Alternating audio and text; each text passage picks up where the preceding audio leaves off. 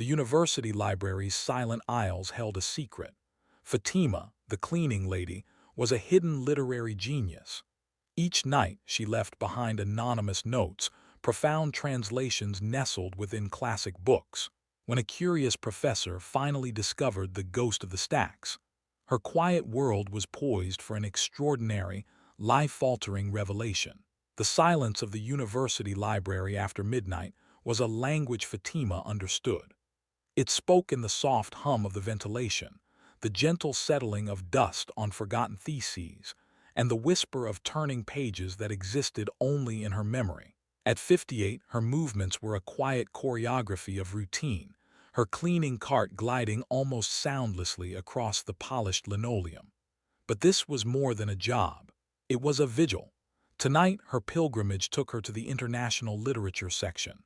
Her gaze, soft and knowing, scanned the spines until it found what it was looking for. A copy of Matter a unruinier to kill a mockingbird shoved carelessly back onto the wrong shelf. She rescued it, her fingers tracing the familiar cover. Inside, a faint pencil line bracketed a passage on page 30. Fatima's heart gave a familiar, gentle ache of recognition. Someone was wrestling with Atticus Finch's wisdom, trying to grasp it through the veil of a second language. From the pocket of her worn work smock, she produced her tools. Not a rag or a spray bottle, but a small, leather-bound notebook with softened edges and a simple ballpoint pen. On a clean, discreet slip of paper, she began to write. The words flowed from her not as a simple conversion of vocabulary, but as a careful transference of soul. She translated Atticus's plea for empathy, her pen moving in a graceful, fluid script. Her Spanish didn't just state that you must climb into someone's skin and walk around in it. It evoked the very feeling of it, the pinch of another's shoes, the view from another's eyes. She finished, tucking the small paper neatly within the marked page. It was a silent offering, a bridge of words left in the dark for a stranger to find in the light. For 15 years, this had been her secret ministry. A flicker of memory surfaced. A sunlit classroom, the scent of chalk dust, the eager faces of students in a country she no longer called home. There she had been a teacher of literature, a weaver of stories. Here, she was just the cleaner, a ghost who polished the surfaces of a world she was no longer truly a part of, leaving behind small, anonymous gifts of understanding in the quietest corners of the night. The fragile piece of Fatima's world shattered the next morning under the harsh fluorescent lights of the staff break room. A single sheet of paper, pinned to the corkboard, announced the end of an era. It wasn't a personal letter, but a cold, impersonal memo from university administration. The language was sterile, full of corporate jargon like strategic realignment and operational streamlining. But Fatima, and the handful of other early morning staff huddled around it, understood its true meaning. Due to university-wide budget cuts, the janitorial services were being outsourced to a commercial cleaning conglomerate, Efficient Clean Solutions.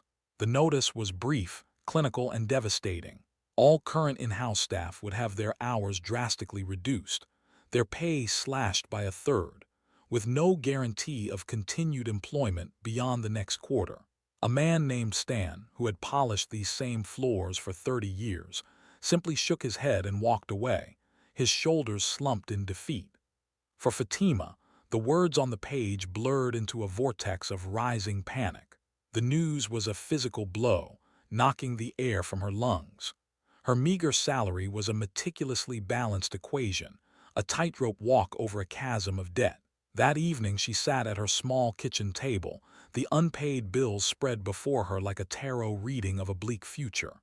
Rent, $850.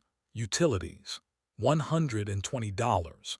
Her mother's heart medication, a non-negotiable lifeline shipped to her home country, $300. With her new, gutted paycheck, the numbers simply wouldn't add up. A cold knot of dread tightened in her stomach. This notice didn't just threaten her livelihood, it threatened her mother's life. The feeling of being discarded, a sensation she had fought to keep at bay for years, washed over her with suffocating force. She wasn't just losing a job, she was losing her sanctuary. The library, with its silent, sleeping books, was the last place on earth where she felt a connection to the woman she used to be. It was the only place her talent, her true self, could breathe, even if it was in secret, in whispers on slips of paper. When she returned to the library that night, the familiar scent of old paper and floor wax offered no comfort. Every gleaming surface, every orderly shelf seemed to mock her. Her work, once a quiet act of devotion, now felt like a prelude to her own erasure. She pushed her cart through the silent aisles, the squeak of a wheel suddenly grating and loud in the oppressive quiet. As she passed the literature section, she almost kept walking. What was the point? But habit, or perhaps a deeper instinct, made her stop. Her act of translating, of leaving her small notes, now felt different. It was no longer just a gift. It was a desperate, final act of defiance, a farewell to the only place that had ever truly seen her. Meanwhile, in a brightly lit office on the fourth floor of the same building, Professor Nathaniel Croft was at war with a sentence. At 54, Nathaniel was a distinguished linguist, but his latest project, a book on the theory of empathic translation, felt like a monument to his own hypocrisy. He wrote about language as a living, breathing entity, a conduit for the soul, yet his own prose lay flat and academic on the page. It was all theory, no heart. He felt like a chef writing a cookbook without ever having tasted the food. The breakthrough he desperately needed came from the most unexpected of sources. During his advanced seminar on translation theory, a bright, eager graduate student named Maya mentioned something odd. She was researching portrayals of childhood in international literature and had stumbled upon what she called a library legend. "They call it the ghost of the stacks," Maya said, a little sheepishly, as if admitting to a belief in Santa Claus. "I thought it was just a story, but then I found one." She explained that in several foreign-language editions of classics, a French The Catcher in the Rye asterisk, a Spanish To Kill a Mockingbird asterisk, she had discovered small, handwritten notes. They were translations of difficult or emotionally resonant passages, rendered with a nuance and warmth that she described as breathtaking. "It's more than just accurate," she'd insisted, her eyes wide with intellectual excitement. "It's like the translator knew exactly what the reader was feeling. It's human." The classroom buzzed with intrigued murmurs, but Nathaniel was silent, motionless. The ghost of the stacks asterisk. The phrase echoed in the hollow spaces of his academic frustration. It's like the translator knew exactly what the reader was feeling. This was it. This was the living, breathing proof of his entire thesis, an idea he had been chasing through dense theory and obscure texts for years. A powerful, unshakable intuition seized him. This was no mere campus folklore. This was his answer, hiding in plain sight, tucked away on a forgotten shelf. He knew, with a certainty that electrified him, that he had to find this ghost. The legend of the ghost of the stacks took root in Nathaniel's mind, transforming from a student's anecdote into a scholarly obsession. He abandoned his manuscript, his evenings now dedicated to a new kind of research. He became a hunter, his prey a whisper of ink on paper. For 3 consecutive nights, he prowled the international literature section, his academic purpose cloaked in the guise of a casual browser. He pulled down Camus in French, Neruda in Spanish, Grass in German, his heart thumping with anticipation each time, only to be met with the pristine, untouched pages of the library's collection. He found underlined passages, coffee stains, the occasional forgotten bookmark, but no ghost. The trail was cold, and a sliver of doubt began to creep in. Perhaps it was just a story, a romantic myth born of late-night study sessions. On the 4th night, weary and on the verge of admitting defeat, he decided to try one last section, the Russian literature aisle, a notoriously dense and less trafficked corner. He was just reaching for a copy of Anna Karenina when he saw her. A cleaner and older woman with tired eyes and a quiet, unobtrusive presence was pushing her cart down the far end of the aisle. He'd seen her before, a fleeting figure in the periphery of his late nights, but had never paid her any mind. She was part of the library's nocturnal machinery, as unremarkable as the hum of the lights. But tonight he watched. He saw her stop, her movements deliberate and tender. She reached for a thick, imposing volume of Dostoevsky's Crime and Punishment asterisk. She didn't dust it, she cradled it. Nathaniel saw her consult a small, worn notebook. Then carefully, almost reverently, slip a tiny white rectangle of paper inside the book, before placing it back on the shelf with a gentleness that struck him as odd. His breath caught in his throat. A jolt, electric and pure, shot through him. It couldn't be. The moment her cart turned the corner and disappeared from view, he moved, his academic languor replaced by a sudden, predatory focus. His hands, usually so steady during lectures, trembled slightly as he retrieved the Dostoevsky. He fumbled through the pages, the thick, dry paper whispering under his clumsy fingers. His heart was hammering against his ribs, and then he saw it. A small, neat slip of paper tucked near the end of the book.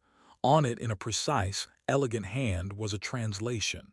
It wasn't from Russian to Spanish or French, but from Russian to English. It was Sonia's final, pivotal monologue from the epilogue, the passage about infinite love and the promise of redemption in Siberia. Nathaniel didn't need to be fluent in Russian to recognize the genius before him. His expertise was in the architecture of language, and what he held in his hand was a cathedral. The translation captured not just the meaning, but the agonizing, beautiful, sacred weight of Sonia's hope. It bypassed the intellect and spoke directly to the soul. It was a work of profound empathy, of a spirit reaching across a century and a language to perfectly touch another. He stood frozen in the silent aisle, the small piece of paper feeling as heavy and significant as a holy relic in his palm. He had found his ghost, and she was the cleaning lady. The next evening, Nathaniel returned to the library not as a scholar, but as a supplicant. He clutched the small slip of Dostoevsky translation in his pocket, its corners softened from his constant, disbelieving touch. It felt like a live coal in his hand, a concentration of pure genius. He found Fatima in the periodicals section, wiping down the long, empty reading tables. Her movements were weary, mechanical, the shadow of the layoff notice clinging to her like a second skin, making her seem even smaller amidst the towering shelves. He approached her slowly, his usual academic confidence completely gone, replaced by a nervous, fluttering excitement. He felt like an archaeologist about to present a lost artifact to its creator. "Excuse me." Fatima flinched, a sharp, involuntary jerk of her shoulders. She looked up, her eyes immediately guarded, her expression a practiced mask of deference and apology. It was the default posture of the invisible, of someone for whom public interaction usually meant a complaint, a missed spot, a noisy cart, a disruption. "Yes?" she asked, her voice barely a whisper. Nathaniel unfolded the small piece of paper, his hands unsteady, and held it out to her. It was a gesture of offering, not accusation. "I found this," he said, his voice softer than he'd intended. "In a copy of Crime and Punishment asterisk. I was wondering, did you write this?" The blood drained from Fatima's face. She stared at her own handwriting, exposed in the palm of this stranger, and a wave of pure, cold terror washed over her. Her secret, the one fragile piece of her old life she had so carefully protected, was discovered. She felt naked, vulnerable, certain that this was the prelude to her dismissal. Her mind raced, imagining the charges, defacing library property, wasting time on the job. She could only nod, a barely perceptible movement, her throat too tight to form words. But the look in the professor's eyes was not what she expected. There was no anger, no condescension. Instead, she saw a profound, almost reverent awe that was utterly disarming. "This," Nathaniel said, his voice thick with emotion, tapping the paper gently with his finger. "This is not a translation. This is a resurrection. You didn't just carry the words over, you carried the soul." He looked from the paper to her face, truly seeing her for the first time. "I have spent my entire life studying language, writing books about this very thing, this empathic bridge between cultures. I write the theory. You are the bridge itself. His sincerity was a key, turning in a lock inside her that had been rusted shut for nearly 2 decades. The dam of her composure, built of years of quiet endurance, broke. Under Nathaniel's gentle, respectful questioning, the story spilled out in a halting, tearful torrent. She spoke of her life before, as a respected literature teacher in a sun-drenched classroom, of the ghosts of her former students whose faces she still saw in dreams. She spoke of her ambition to translate the world's great works, a dream shattered by political upheaval and the harsh, anonymous realities of immigration. She confessed that her secret translations were the only thing that kept that dream from dying completely, a way to prove to herself that the woman she once was still existed. When she finished, her face wet with the silent tears of years of unspoken grief, Nathaniel was speechless for a long moment. He was deeply, profoundly moved not just by her story, but by the colossal, criminal waste of such a gift. He then made an offer that seemed to hang in the air between them, shimmering with impossibility, a sound she hadn't heard in years, the sound of hope. "Fatima," he said, his voice steady and certain, filled with a conviction that seemed to push back the shadows. "Your talent does not belong here, hidden between the pages of books. It belongs on the pages of books. It deserves to be celebrated. I'm working on a project, a book of essays. It's nothing without this. Without you. I would be honored, truly honored, if you would agree to collaborate with me. Let's publish these translations. Let's give your wisdom the audience it deserves." That single, astonishing offer was a sunrise after a long and starless night. It wasn't just a proposal. It was a lifeline. Nathaniel moved with the quiet efficiency of a man on a mission. He presented Fatima's translations, anonymous at first to the dean of the humanities department. He didn't just show them the papers. He read them aloud, his voice imbuing the words with the passion and reverence they deserved. The effect was immediate. This was not the work of an amateur. It was the work of a master. Within a week, the life Fatima knew had been dismantled and rebuilt.